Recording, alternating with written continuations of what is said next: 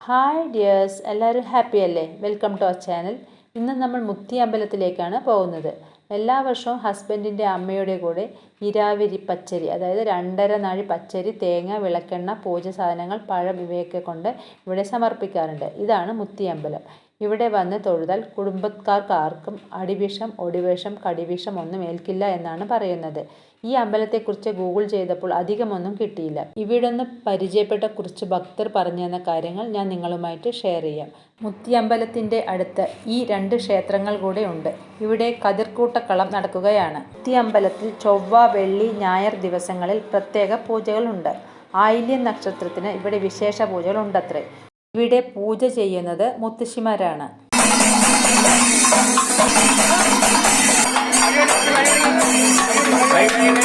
ഇത് പാൽക്കണ്ടി.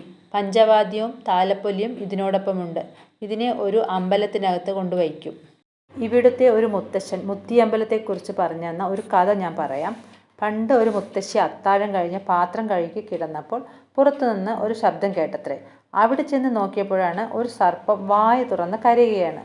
സർപ്പത്തിൻ്റെ തൊണ്ടയിൽ ഒരു മീൻ മുള്ള് ഉടുക്കിയിട്ടുണ്ടായിരുന്നു. ഈ മുത്തശ്ശി പെട്ടെന്ന് അത് എടുത്തു കളഞ്ഞ് സർപ്പത്തെ രക്ഷിച്ചു. ആ സർപ്പം മുത്തശ്ശിയോട് എന്ത് പ്രതിഫലം വേണമെന്ന് ചോദിച്ചു.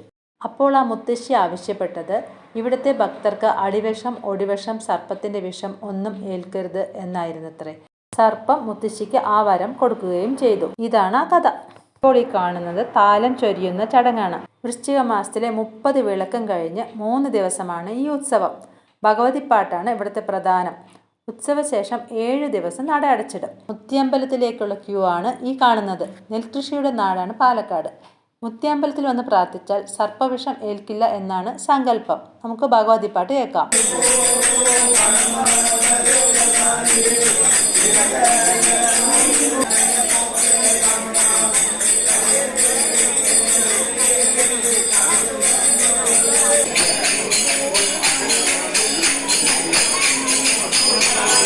രണ്ടു ദിവസം തുടർച്ചയായി നമ്മൾ അമ്പലത്തിൽ പോയി. ഇത് 2ാമത്തെ ദിവസത്തെ രാത്രിയിലെ തിരക്കാണ്. പണ്ട് തറവാട്ടിൽ വളക്കാർ വരുമ്പോൾ പേരക്കുട്ടികളെയെല്ലാം വിളിച്ചിരുത്തി മുത്തശ്ശിമാർ വളയിട്ട് കൊടുക്കാറുണ്ടായിരുന്നു. ആ ഓർമ്മ ഒന്ന് പുതുക്കി. 6 വള വാങ്ങാൻ പോയ ഞാൻ 18 വളയുമായാണ് തിരിച്ചു വന്നത്. ആ അമ്മൂമ്മ പറഞ്ഞത് ഒരു പെൺകുട്ടിക്ക് പൊട്ടും വളയുമാണ് ഭാഗ്യം. എൻ്റെ കയ്യിലെ വള കണ്ട് മോളും ഇട്ടു 1/2 ഡസൻ വള. ആ അമ്മൂമ്മ വള പൊട്ടിയോ എന്ന് നോക്കൂ. വള ഒന്നും പൊട്ടിയിട്ടില്ല എന്ന് കാണുമ്പോഴാണ് നമുക്കത് ഇട്ടു തരുന്നത്. അടുത്ത വർഷം വീണ്ടും കാണണം എന്ന് പറഞ്ഞു ആ അമ്മൂമ്മ.